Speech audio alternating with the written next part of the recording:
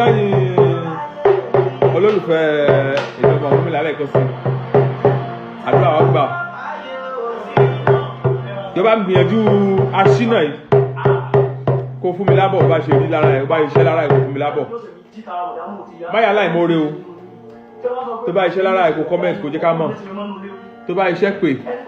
kó san orin fún olórin ẹlòmíì ò mọ̀ bá ṣe ń san ìjẹ́ ẹ̀gùn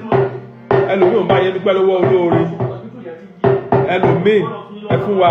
bàbá ẹ fún wa bàbá ẹ fún wa lòun nìkan mọ̀ nígbèsè ayé ẹ̀ bẹ́ẹ̀ Ifá ní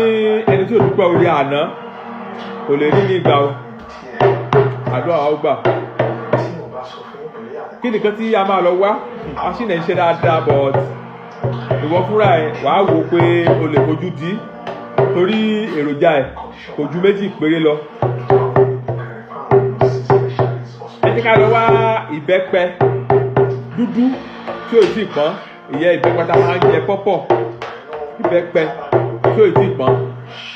ẹ jẹ́ ká lọ ká ẹyọ kan tó jẹ́ dúdú ẹ jẹ́ ká là á ẹ jẹ́ ká kó gbogbo kóró inú ẹ̀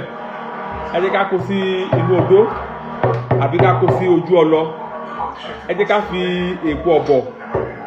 tó bá fi mú dáadáa èpo ọ̀bọ̀ tó gbó dáadáa là ń pè bẹ́ẹ̀ ẹ jẹ́ ká fi sí ẹ jẹ́ ká gún papọ̀ dáadáa pẹ̀lú kóró yẹn ká wá kó mọ́ ọṣẹ a lè gún mọ́ṣẹ dúdú a lè gún mọ́ṣẹ funfun a lè gún mọ́ṣẹ Ghana ẹ ní ọṣẹ kí wọ́n ṣáà ti lu ọṣẹ tó bá wù ẹ́ ẹ jẹ́ ká kó ọṣẹ ẹ jẹ́ ká kó sínú ike funfun ẹ jẹ́ ká dé pa ẹ jẹ́ ká gbé pamọ́ síbi kan fún di ọjọ́ mẹ́ta gbáko tán ní ṣìwò láfta 3 days yẹ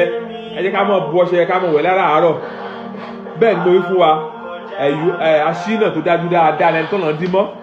ìwọ tọ́nà ti dín mọ́ bóyá o ti rí ṣe tẹ́lẹ̀ o wà á rí ṣe mọ́ àbí o ti ẹ̀ rí ṣe rárá ní iṣẹ́ tó ń ṣe jọ má bá mi wọ ọṣẹ láràárọ̀ tó bá ti lọ ìdí okòwò ẹ bóyá oníṣẹ́ ọwọ́ ni o oníṣòwò ni o oníṣẹ́ ìjọba ni o àbí òwò ojú ọ̀díṣẹ́ rárá kò sí ọ̀nà kan tó ṣí fún ẹ ẹ jẹ́ ká mọ̀ fọṣẹ ká mọ̀ fi wẹ̀ láràárọ̀ ó dá mi lójú pé ọ̀nà á ṣí kíákíá fún onítọ̀hún 07 31 83 45 83 òun ni nọ́mbà méjì o àdúrà wa gbà ẹ jẹ́ ká lọ gbìyànjú ẹ̀ wò ìwọ náà dúpẹ́ comment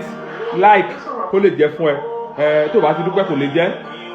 tó bá comment kò ní jẹ́ ẹ jẹ́ ká comment ká like ká share fídíò yẹn á jẹ́ fún gbogbo wa lágbára Olódùmarè